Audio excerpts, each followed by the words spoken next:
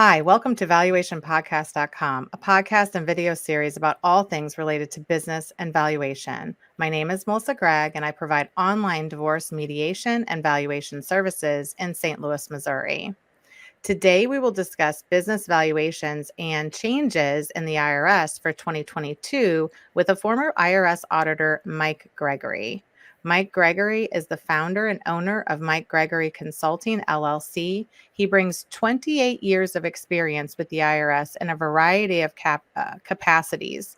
During his last 11 years with the IRS, he was an IRS territory manager with responsibilities for up to 23 states, with an emphasis in business valuation and specialist issues nationally. He's also was involved with creating and talking to the IRS about the discounts for lack of marketability and also reasonable compensation.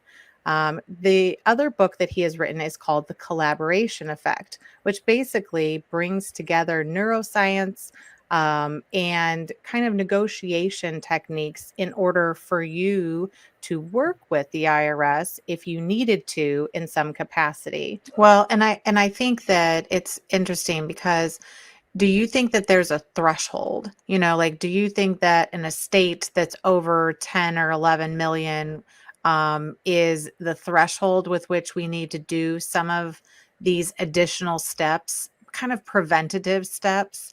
Or do you think that it should be done on every? Because I feel like there's got to be some level of the estate of all the assets that this is really becomes a little bit more imperative.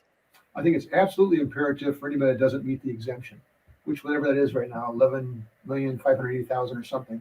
Right. So absolutely above that, you 100%. As you get into, let's say, less than $1 million on a gift, or an estate that's 5 million or less, it's still a very good idea. But I gave you the probability of audits with the most recent data that we have, and if you're less than $5 million estate, chances of an audit are 2%. Okay? So, there's a risk reward analysis. I was at the ASA conference and I listened to some people talking. I'm talking to people in the room, and there was a business valuer at his firm has 30 valuers working for it. And I'm talking to this partner, and we listened to one of the presentations, and I said, "So, are you going to change anything as a result of this?" And he said, "Actually, no. I just actually view this as part of a risk of what we do, and we're going to continue to do what we're doing. And even though that's the way we should be doing it, according to what that presenter just said, I'm willing to take that risk because I think the probability of somebody making that issue with us on one of our appraisals, because in the end, our appraisal is reasonable. Those for people who tax affect or don't tax affect on an S corp, or make adjustments on different things or don't. In the end, the IRS doesn't critique your methodology; they critique your bottom line number. So I've seen appraisers that they did all this wrong and it's way high, and they did all this wrong and that's way low, but they came in with a number that's reasonable. Yeah. And then I've heard various promoters of models say, "Hey, we turned this in and the IRS accepted the model. They accept my model." Well, they don't accept anybody's model, just so we know. But they're looking to say, is your number reasonable? And when they might even approach it a different way, but if your number is reasonable to them, you're good. Well, and I think that, we've had a couple of states that come close to the exemption, right?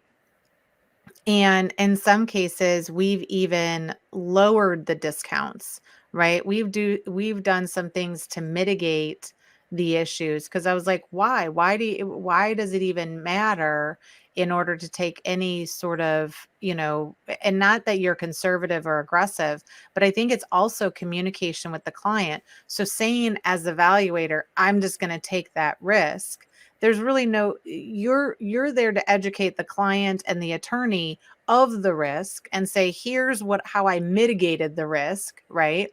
Either in writing and such like that. And here are some ideas of what you maybe should do to make sure that you have less risk, right? Now, if they decide not to do that, because I think you can pass off some of those expenses as well to the client. You want somebody to review it. Here are the things that we've seen. Here are the reasons why we think your valuation, could be looked at by the IRS. It's close to the exemption. It's got some big pieces of these privately held companies or something like that have all of these pieces to it. I think that that's really important.